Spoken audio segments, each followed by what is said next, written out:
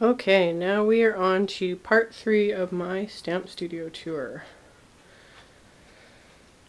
I was just showing all of my Spellbinder's Nestability dies. Then below that, got another little laundry basket. This is how I store all of my Cuttlebug embossing folders. I kept the paper that was in the packaging because it's got the picture of the die and the name. And then each die, or each folder, is in there. So I just flip through what I need, grab the one I want, put it back. And I've got another one of these little baskets with some of the other 2-part Cuttlebug dies. These are my Bigs dies from Stampin' Up. Then below that is my Cuttlebug, little basket holding the plates. That white and blue tin boxes, I got those at Superstore years ago. And I've never seen them since, and I'd like to get more because they actually fit A2 cards perfectly. Some miscellaneous cardstock, a couple empty boxes, my Big Shot. I haven't been using the Big Shot since I got it. I got this actually a few months ago, and I just used the Cuttlebug. Eventually I'll probably sell the Cuttlebug and keep the Big Shot, but for now it just sits there looking pretty. Photo boxes from Walmart. That's how I store all my envelopes. Tons of envelopes, so keep them stored in there. Miscellaneous scratch paper. Stampin' Up catalogs, my sketch pads and whatnot. These little boxes I got at... Oh, I got these at IKEA. The set of 2 was only, I think, like $7. They're shipped flat and then you put them together yourself. It's like faux leather. But this is how I store all my CC design stamp sets in the tins. So they fit perfectly in there. I can just flip through what I want, grab them, put them back. So that's how I store all of that. Then below that is miscellaneous containers with all the cards I've made in the last little while, plus the ones below. A couple scrapbooks. Then I've got all my Stampin' Up stamp sets.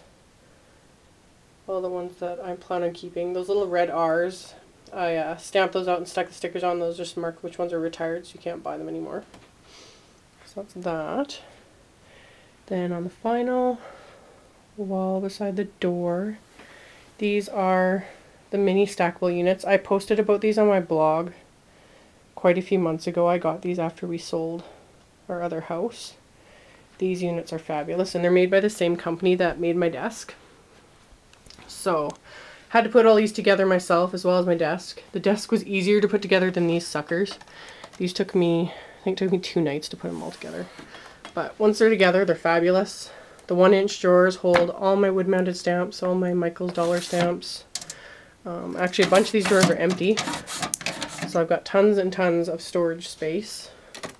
Some miscellaneous clear stamps, clear gelatin stamps.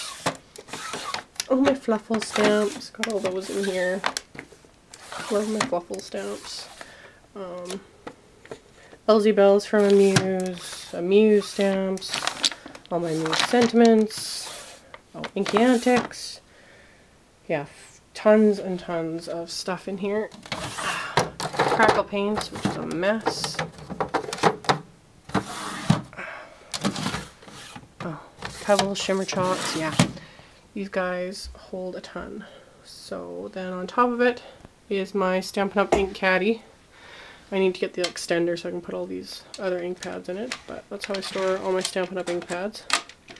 Then these are the little 6x6 Cropper Hopper containers, and this is how I store all my basic gray paper pads. I only buy the 6x6 now if I can, because I like that size better. Plus then I can actually kind of use them up before I get bored of them.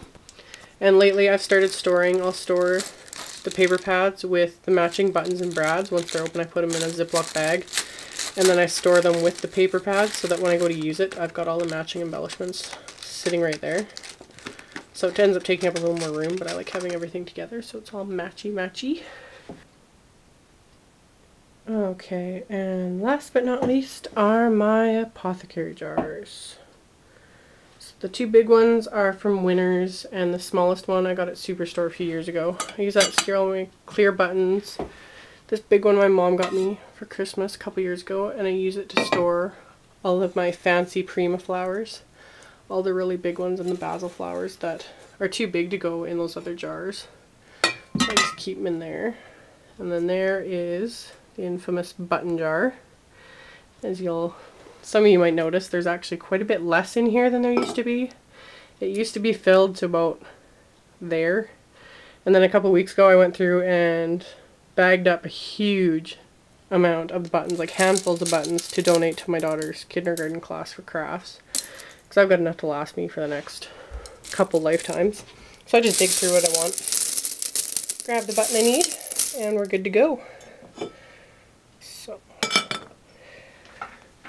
and that's pretty much it.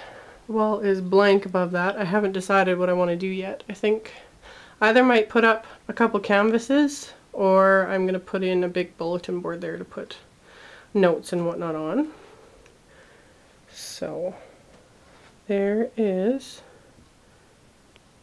the overview of my stamp studio.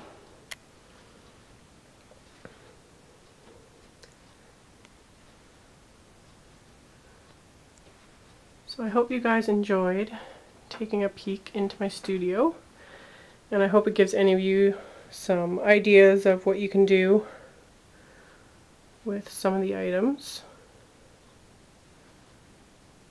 And I will see you all next time right here.